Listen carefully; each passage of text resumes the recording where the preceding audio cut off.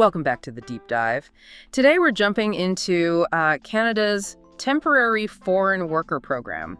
Bit of a mouthful, the TFWP. It is, yeah. We've pulled together our sources, articles, notes, basically trying to get a handle on how this whole thing works, what it's for, and some pretty big changes recently. Definitely some important updates to unpack there. Okay, let's unpack this. So, at its core, the sources are saying this program exists because, well, Canada needs workers sometimes, specific skills, specific labor shortages. Right. A big driver is the aging population. You mentioned the worker-to-retire ratio. It's around 4-to-1.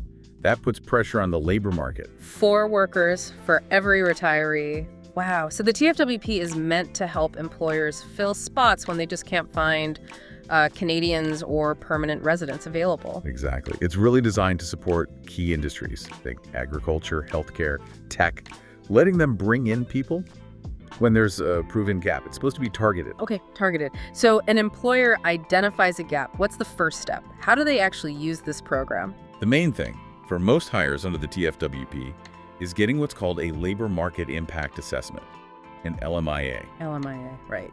Sounds official. What does that actually prove? Good question. Basically, the LMIA is the government's way of verifying 2 things. One, that the employer genuinely tried to hire a Canadian or permanent resident first. Okay, they have to show they looked at home. Yeah, proof of recruitment effort. And 2, that hiring a foreign worker won't negatively impact the Canadian job market. So wages, working conditions, that kind of thing. It confirms there's a real need. Gotcha. Need and no negative impact. Now, our sources mention there's another way sometimes, the IMP. Right, the International Mobility Program. That's different. IMP hires are usually exempt from the LMIA, often tied to trade agreements or, specific cultural or economic benefits Canada wants. Yeah, today we're focused on the TFWP and that LMIA process. Okay, sticking with TFWP and the LMIA. Now, you mentioned updates. The sources point to recent changes. What's the story there? Why now? It's really about responding to the economy.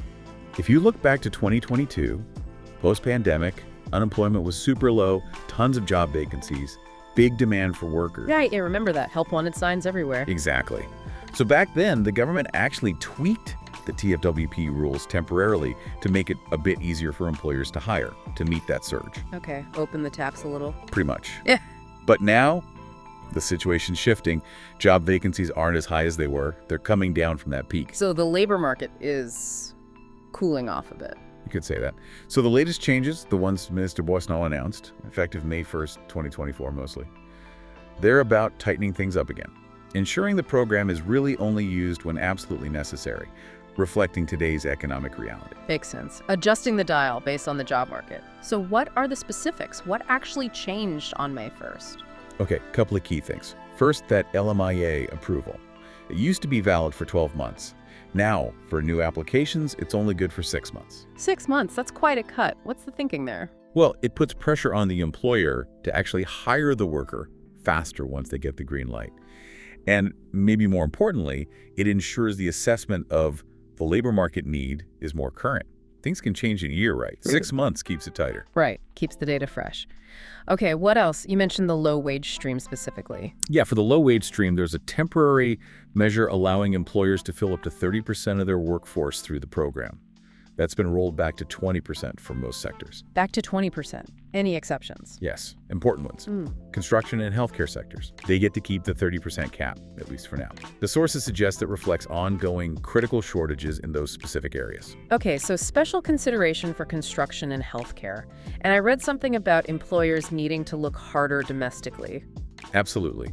The government is really emphasizing that employers need to exhaust all domestic options first. They specifically mentioned that this includes recruiting asylum seekers who are already in Canada and have valid work permits. So, casting a wider net within Canada before looking abroad? Precisely. Prioritize Canadians and those already here with the right to work. Any changes on the wage front for the workers? Yes, and this came in a bit earlier, January 1st, 2024. Employers now have to review the wages of their temporary foreign workers every year. Annually. And they have to adjust them upwards if needed to make sure the wage stays in line with the prevailing rate for that job in that region. It's about ensuring fair pay doesn't erode over time. Okay, so keeping wages current, that seems fair. Yeah, it's a key protection. So overall, the sources paint a picture of the government recalibrating the program, pulling back a bit where the market allows, reinforcing the Canadians' first approach, but keeping access for critical needs and adding wage protections. Okay, that gives us a good sense of the why and what of the recent changes. Now let's dig into the structure itself. The TFWP isn't just one big program, right? It has different streams. Exactly. Think of them as different pathways, usually based on the wage being offered, whether it's above or below the median wage for that province, and the skill level of the job. Canada uses the NOC system, the National Occupation Classification, to categorize jobs. NOC codes, right? Yeah. So first up, you've got the high-wage worker stream. Yeah. Pretty self-explanatory. For jobs paying at or above the provincial or territorial median hourly wage. And that needs the LMIA. Yes. Standard LMIA process. Show you couldn't find a Canadian.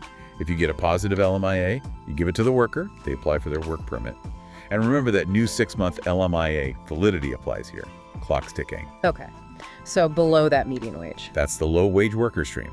Still needs an LMIA. But because these jobs might involve workers in more vulnerable situations, the sources mention there are extra requirements for employers. Things related to workplace safety, rights, sometimes housing support. More protections built in for lower wage roles. Makes sense. Still need that positive LMIA. Still valid for 6 months. Correct. What about specific industries? Agriculture comes up a lot. It does. Agriculture has unique needs, often seasonal. So there's a general agriculture worker stream. This is for specific on-farm jobs tied to national commodity lists. Think specific NOC codes related to farm managers, laborers, harvest workers. Codes like 0821, 8252, 8431, that kind of thing. It's for ongoing demand, especially during peak seasons. Okay, a general stream. But isn't there also a really specific seasonal one? Yes, that's the Seasonal Agricultural Worker Program, or SOWP. This one's quite distinct.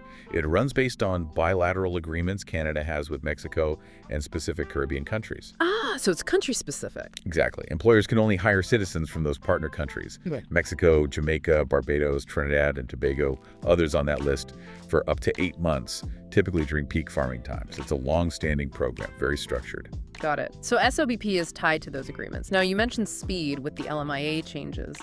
But isn't there a stream designed specifically for speed, for high-skilled folks? Ah, yes. And here's where it gets really interesting. That's the Global Talent Stream, the GTS. Global talent, okay. This one is all about fast-tracking highly skilled talent into Canada. There are 2 categories. Category A is for really unique, specialized talent referred by designated partners. Category B is for occupations on a specific global talent occupations list. Think high-demand tech roles, for instance. And the big deal here is? The big deal is speed and how they achieve it. The Global Talent Stream largely does away with the standard LMIA recruitment requirements. The need for these skills is kind of pre-validated. No need to prove you looked for a Canadian first in the same way. Not in the same extensive way, no. It streamlines things massively. Oh, yeah. And the result? Work permit applications for GTS workers, and often their families, can be processed in about 10 business days, 2 weeks. Wow, 10 business days. That's incredibly fast compared to the usual process. Right. Shows a real priority for those skills. Absolutely. It's a clear signal. Uh, Okay, moving on. There's also a stream for home care providers. right, for caregivers. Yeah, for families needing to hire a foreign national to provide care in their private home. For kids, seniors, or people with medical needs, the job has to align with specific caregiver NOC codes, like 44100 or 44101. And how does that work for the family hiring? The process is similar to the high-low wage streams.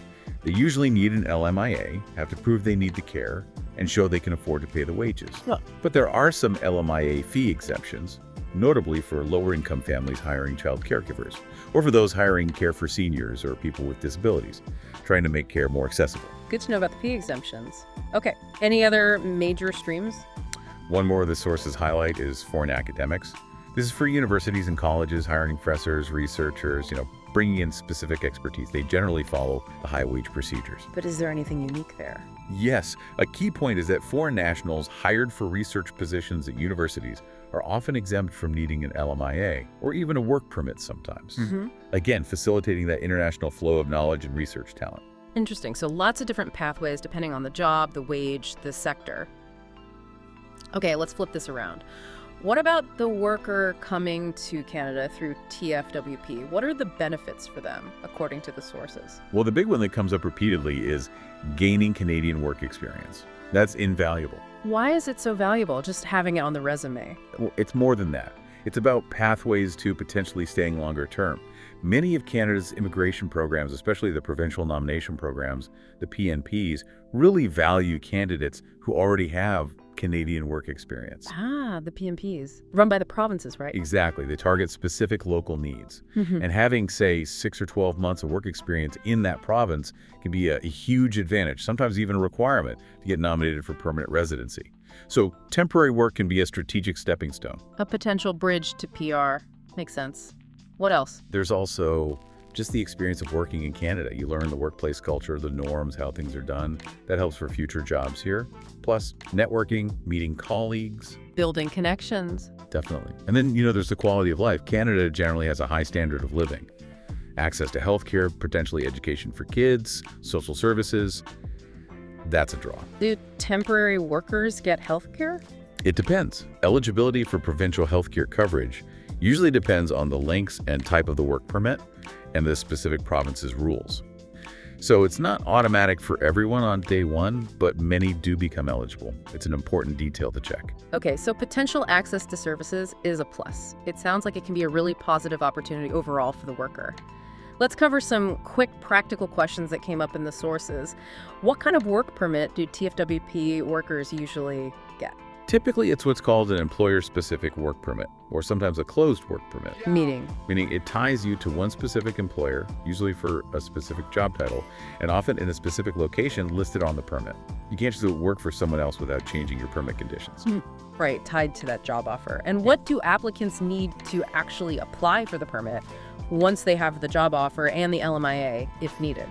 It's a fair bit of paperwork for Immigration, Refugees, and Citizenship Canada, or IRCC. You'll need the job offer letter, proof you're qualified for the job, like education or experience documents, the LMIA approval number, if applicable. Okay. Possibly language test results, maybe a medical exam, depending on the job or where you're from, a valid passport, of course, sometimes police certificates, and proof you have enough money to support yourself initially and get back home eventually. It's quite a checklist. Be organized. Definitely. And processing times. How long does that permit application take? Are we talking weeks, months? Generally, for most TFWP streams, you're looking at months. Processing times can vary a lot, but it's usually not super quick. Months.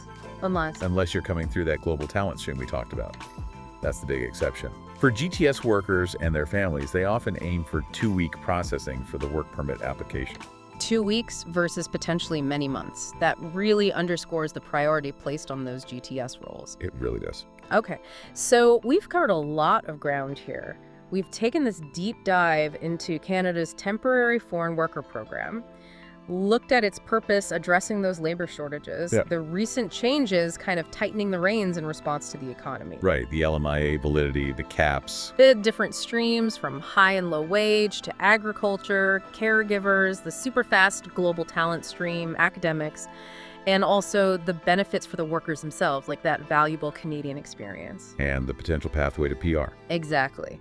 And everything we've talked about today comes straight from the source materials we gathered, aiming to give you, the listener, a clear snapshot of how this complex program works. Yeah, and if you sort of zoom out, connect this to the bigger picture, the TFWP is really this balancing act, isn't it? Trying to meet immediate economic needs for labor while also protecting jobs for Canadians and managing immigration overall. A balancing act that keeps shifting. Absolutely. These recent changes show how sensitive it is to the economic winds. It's not static. Which leads to a good final thought, maybe. Well, something for you to think about based on all this.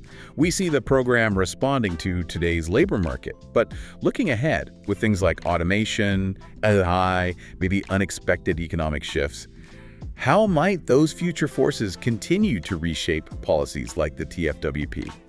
How will Canada keep adjusting that balance? That's a great question to chew on. How does a program like this stay relevant and fair in a rapidly changing world? Definitely food for thought. Indeed. Thanks for taking this deep dive with us today. So, what does this all mean? It means the TFWP is complex, it's crucial for parts of the Canadian economy, and it's constantly evolving. Understanding it means keeping an eye on those shifts. Thanks for listening.